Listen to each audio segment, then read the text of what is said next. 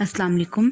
अब हम आगे डिस्कस कर रहे थे कि हमने इसकी पेरिटोनियल कवरिंग डिस्कस कर ली थी। अब हम देखते हैं इसके रिलेशंस इन मेल्स। जो मेल्स में अब हमें पता है कि सबसे पहले रेक्टम के आगे क्या होता है। रेक्टम के आगे हमारे पास जो होती हैं सबसे पहले पाउच ऑफ डॉगलेस रेक्टोविसाइकल पाउच, जो मैंने आपको पहले बताया है।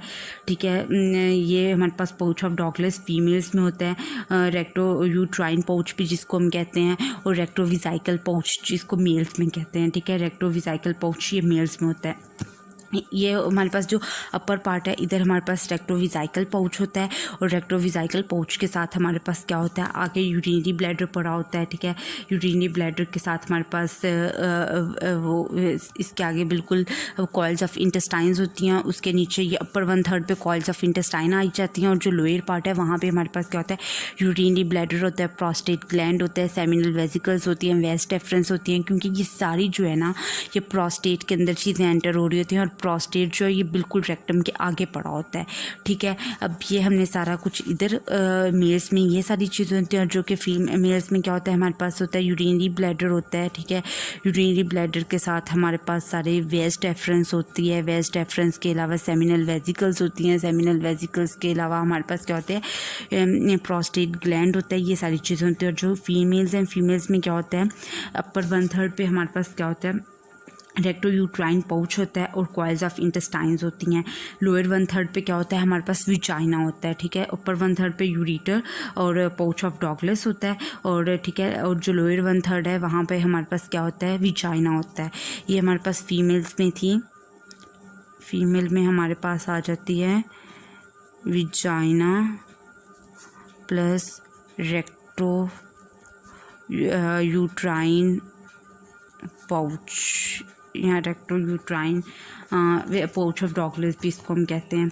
ठीक है, ये हमारे पास विजाइना लोअर 1/3 में होता है, और ये हमारे पास अपर 1/3 में होता है। इसके बाद आ जाती हैं हम पोस्टीरियरली दोनों की चीज़ों के रिलेशनशिप बिल्कुल सेम होते हैं। सबसे पहले हमारे पास आ जाते हैं सेक्रम और कॉगस आ जाती है, ये हमने ऊपर डिस्कस भी किया था। ठीक है, इसके अलावा हमारे पास आ जाती हैं सेक्रम से हमारे पास कौन से मसल्स ओरिजिनेट होते हैं, कॉगस मसल्स ओरिजिनेट हो रहे होते हैं, और साथ पिरिफॉर्मिस ओरिजिनेट हो रहा होता है। लिवेटर एनाई मसल्स ओरिजिनेट हो रहे हैं। कॉकस, लिवेटर एनाई, जो पिरिफॉर्मिस की सारे मसल्स हमारे पास सेक्रम से ओरिजिनेट हो रहे होते हैं, और कॉकस से ओरिजिनेट हो रहे होते हैं। वो सारे मसल्स इसके रिलेशन पोस्टीरियर रिलेशन में आ जाते हैं।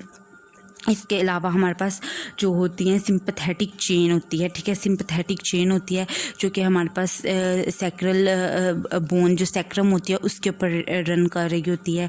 उसके अलावा हमारे पास आ जाते हैं लिम्फ नोड्स, लिम्फेटिक्स आ जाते हैं। इधर सारा फैट कॉमुलेट हुआ होता है, वो आ जाता है।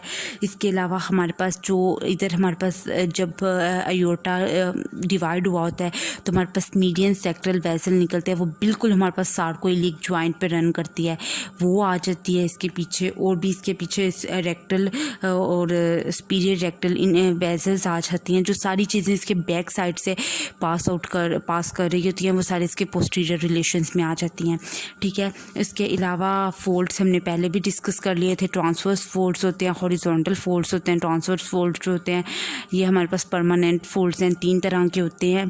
ठीक है, यही फोल्ड्स जो हमने ऊपर डिस्कस किए थे उन्हीं के रिलेटेड इसके नाम हैं। ठीक है, इसके अलावा हमारे पास जो है अब हम इसकी ब्लड सप्लाई को डिस्कस कर लेते हैं। वो हम नेक्स्ट वीडियो में चलें डिस्कस करते हैं इसकी ब्लड सप्लाई और इसकी नर्व सप्लाई और इसकी लिम्फेटिक्स को।